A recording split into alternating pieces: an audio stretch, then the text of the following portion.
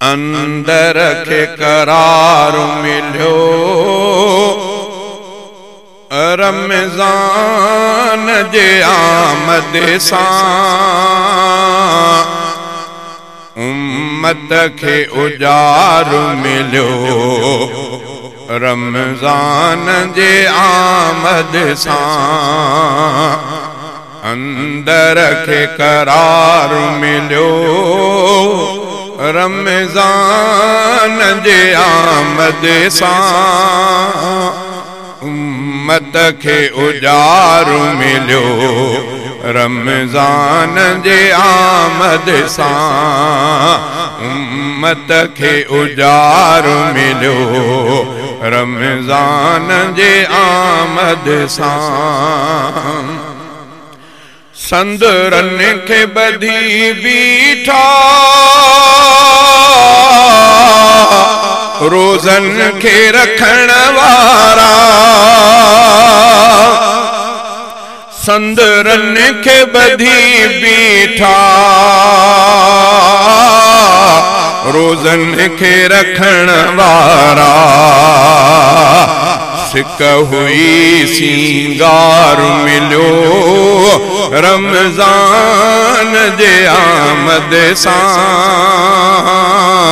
सिक हुई सिंगार मिलियो रमज़ान जे आमद सां। उम्मत खे उजाड़ मिलियो रमज़ान जे आमद सां। अंदर खे करार मिलियो रमज़ान जे आमद सां।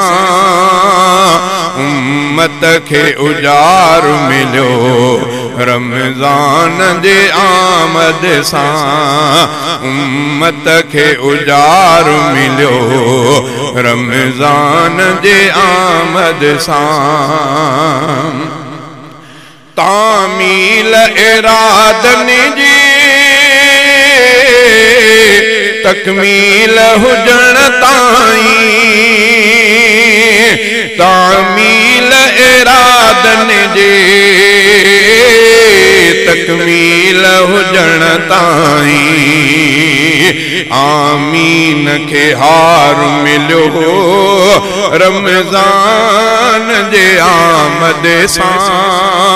उम्मत खे उजाड़ मिलियो रमज़ान जे आमद सां। अंदर खे करार मिलियो रमज़ान जे आमद सां। उम्मत खे उजाड़ मिलियो रमज़ान जे आमद सां। दीदुन खे मिली निविड़त लफ्ज़न खे मिठास मिलियो। दीदुन खे मिली निविड़त लफ्ज़न खे मिठास मिलियो। दीदुन खे मिली निविड़त लफ्ज़न खे मिठास मिलियो। दीदुन खे मिली निविड़त लफ्ज़न खे मिठास मिलियो। कावड़ खे प्यार मिलियो रमज़ान जे आमद सां। उम्मत खे उजाड़ मिलियो रमज़ान जे आमद सां। अंदर खे करार मिलियो रमज़ान जे आमद सां। उम्मत खे उजाड़ मिलियो रमज़ान जे आमद सां। सजदन जो वधियो रुतबो अल्लाह नवाज़िश कई।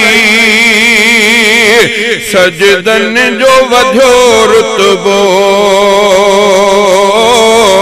अल्लाह नवाज़िश कई नेकिन खे निखार मिलियो रमज़ान जे आमद सां